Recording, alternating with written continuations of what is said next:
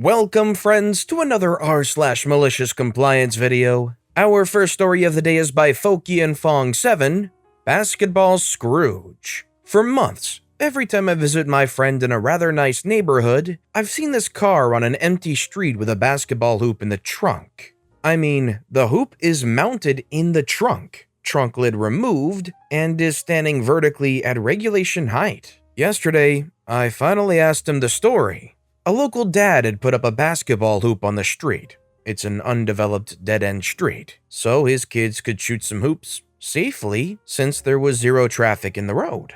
At the end of the dead end is a fence bordering a trailer park. The man in the trailer on the other side of the fence reported it, and the police had to get the dad to take it down. Annoyed that this guy was preventing his kids from playing basketball, the dad bought a car for a few $100s and had the shop down the road weld the basketball hoop into the trunk. There aren't any parking rules for that street, except a vehicle can't remain in one place for more than 14 days. So, every 14 days, the dad moves the car to the other side of the street. Many folks in the neighborhood now come to shoot hoops nightly. The police have left a handful of towing notices on the car, but have since stopped responding to complaints about its presence. So it seems the basketball car is here to stay.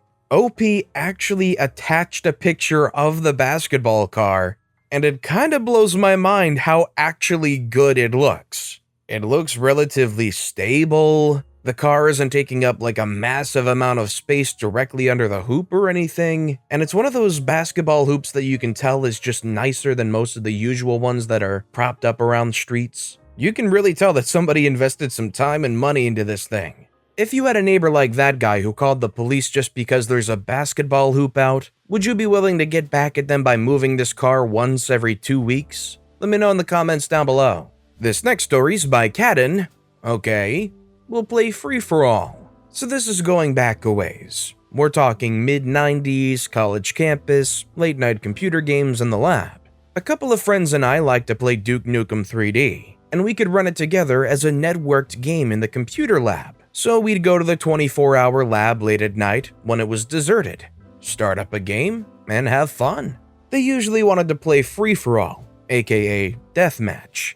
I don't like deathmatch, more on that later. I would rather play cooperative and go through the storyline, so I would refuse to play unless we played cooperative, and they would acquiesce because they didn't want to play with just the two of them. I had the maps memorized and knew where all of the power-ups and monsters would appear, so I would make a plan to go through the map and minimize damage. I would also let them know where the power-ups were so they could reload and heal. One night, at one point, we had to open a door, and I knew there were two monsters behind it waiting to ambush. So I told them to hold off for a moment. I was going to open the door, back up quickly, and launch a rocket in there. I did all of that. But the moment I launched the rocket, they ran in front of me trying to go in the door. Boom! Both of them are now dead and respawning. They're pissed, saying I killed them. I'm pissed because they ran in when they should have waited. They say it's deathmatch now and attack me. You really want deathmatch? It's on. Like I said, I have the map memorized. That also means I know where the hidden spots are, which provides good sniping areas as well as respawning the good ammo. They don't. That's why I don't like deathmatch. It gives me an unfair advantage. They wanted deathmatch. I gave them deathmatch. I don't remember how many times I had killed each of them, but it was at least 24 each before they quit. They hadn't managed to take me out even once. They didn't talk to me for several days. The next time we played, they said we were playing cooperative and turning on the friendly fire option so that it wasn't possible for our guns to hurt each other. I guess they didn't want to unleash that again. I think anybody who's played games knows that they'll always have that one friend who's just ungodly good at whatever it is. However, as someone who's usually only ever solid at these games at best, I don't think I can really relate to OP when they're saying that it's not fun because they dominate. Like, I kinda wish I could just have that experience one time where I'm just outright dominating all the competition, yawning with one hand while the other one's just clicking all the right buttons and just totally destroying everybody else. I guess if it's just too easy, it's just too easy. I guess the important thing is to focus on it's because OP just knew the levels and knew where all the power-ups were, not necessarily because they were just better at the game. It's like competing against your friends in an escape room, but you've already done the escape room so you know where all the puzzles are. You see how it's not as fun. This next story is by Jum Song. Head north to cross the border? Are you sure? If you insist. This didn't happen to me, it happened to my dad in the late 90s when we were living in the Detroit metro area.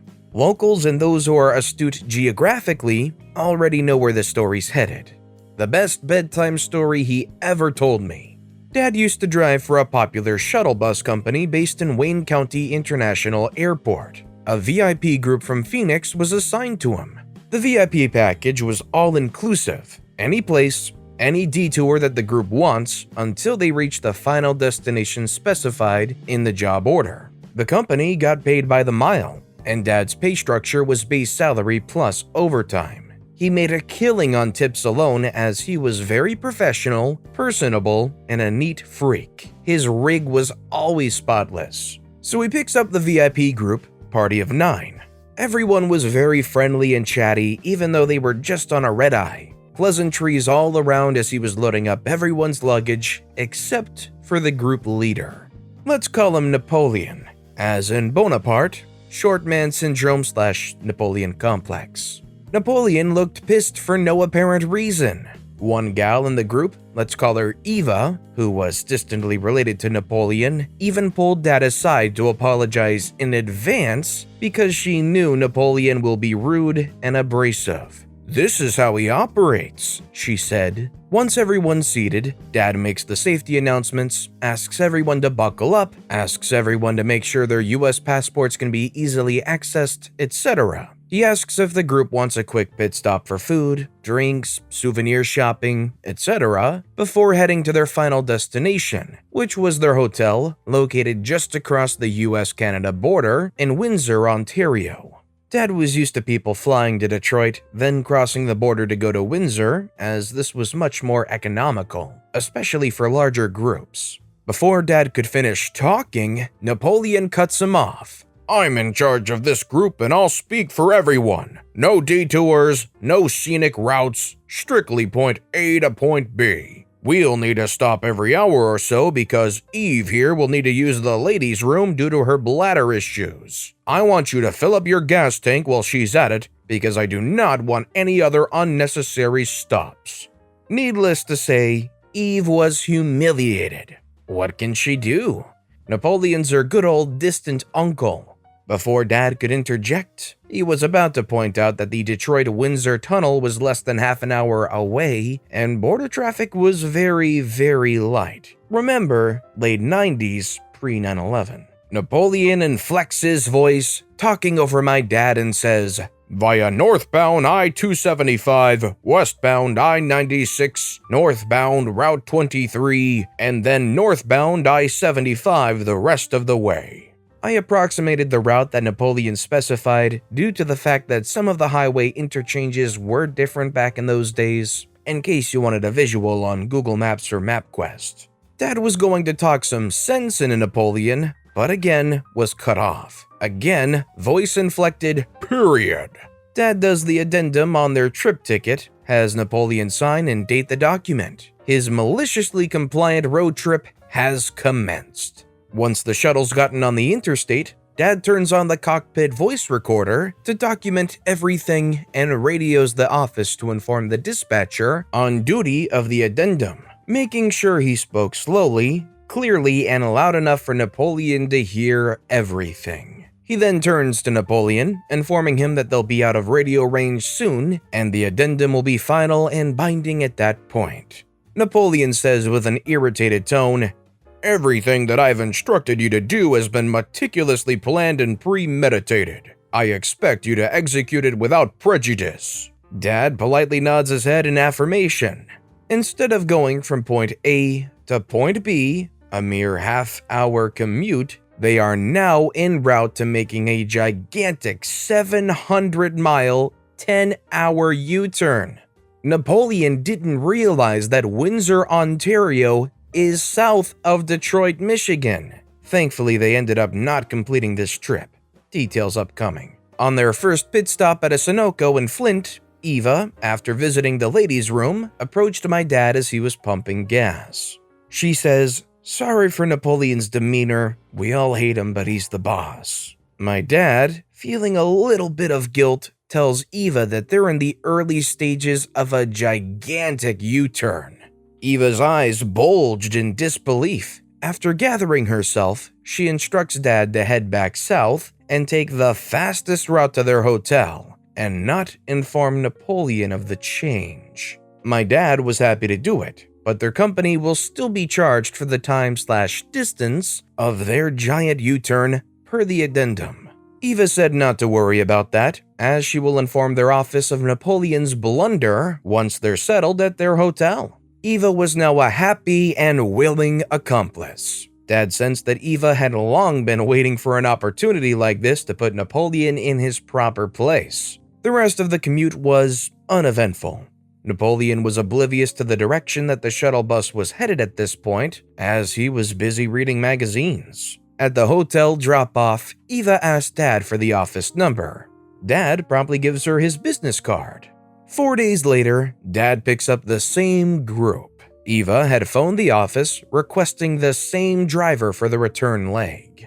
This time, they were a party of 8. Napoleon had been instructed to fly back the day after their arrival after Eva was reassigned to be their team's interim lead. Eva handed Dad a $400 tip, worth $600 in 2021, inside a white envelope.